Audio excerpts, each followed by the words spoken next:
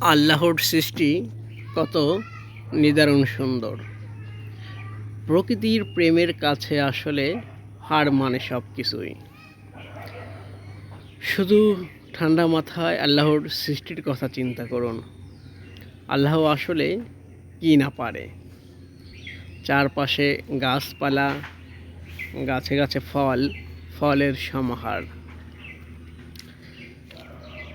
আল্লাহর ভালোবাসায় তবু আমরা সন্তুষ্ট হয়ে তার ইবাদত বন্দেগীতে লিপ্ত থাকি না।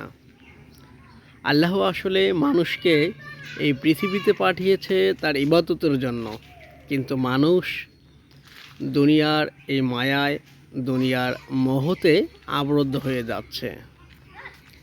আল্লাহ পবিত্র কুরআনুল কারিমে বলেছে, তোমরা দুনিয়ার দিকে তাকাও, পৃথিবীতে আমার সৃষ্টির দিকে তাকাও, দেখো, চিন্তা করো এবং তুমি তোমার নিজের দিকে তাকাও।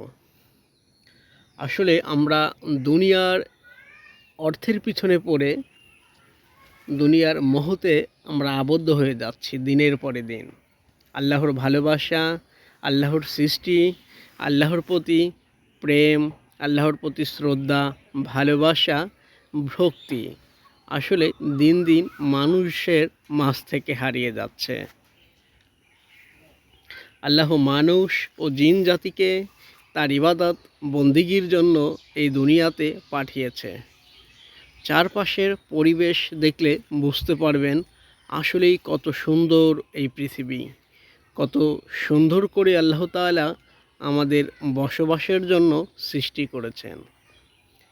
আল্লাহর আকাশ, আল্লাহর সৃষ্টি কত কিছু, কত পশু পাখি, কত কিছু, কতই না আসলে মধুর। প্রকৃতি প্রেমের কাছে আসলে হার মেনে দেয় সব কিছু। প্রকৃতি প্রেম দেখলে মানুষের মন জুড়িয়ে যায়। কত নিদারুণ, কতই না মধুর আল্লাহর সৃষ্টি। তাই সব কিছুতেই মহান রবের প্রতি আমাদের শুকরিয়া আদায় করতে হবে। সকলেই শুকরিয়া আদায় করবেন। ভালো থাকবেন। আল্লাহ হাফেজ।